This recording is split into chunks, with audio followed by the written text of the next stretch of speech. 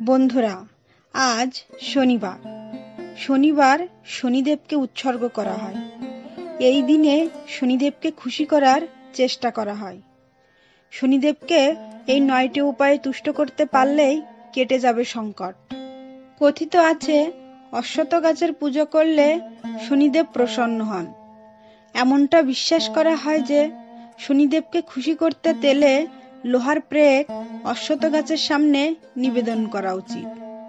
কথিত আছে, রবিবার ছাড়া টানা 43 দিন শনিদেবের মূর্তির উপর তেল নিবেদন করলে তার আশীর্বাদ পাওয়া যায়। শনিবার সুন্দরকাণ্ড পাঠ করতে হবে।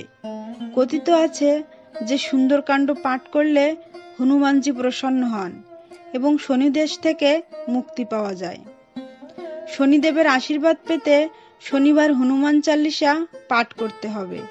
এমনটা বিশ্বাস করা হয় যে হনুমান চালিসা পাঠ করলে মঙ্গল ও শনি উভয় গ্রহে শুভ ফল দেয়।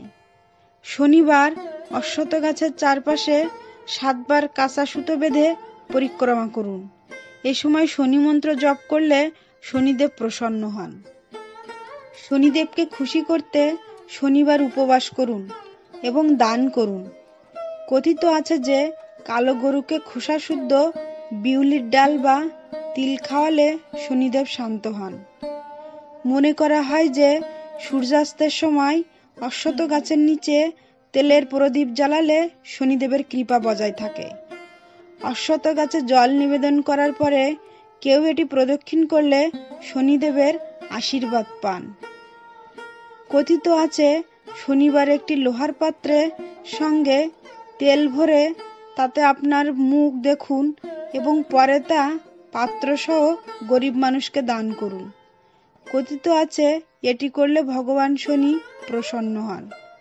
বন্ধুরা, এরকম আরো ভালো ভালো ভিডিও পেতে আমার চ্যানেলটিকে লাইক ও শেয়ার করবেন। ঈশ্বর আপনাদের মঙ্গল করুক।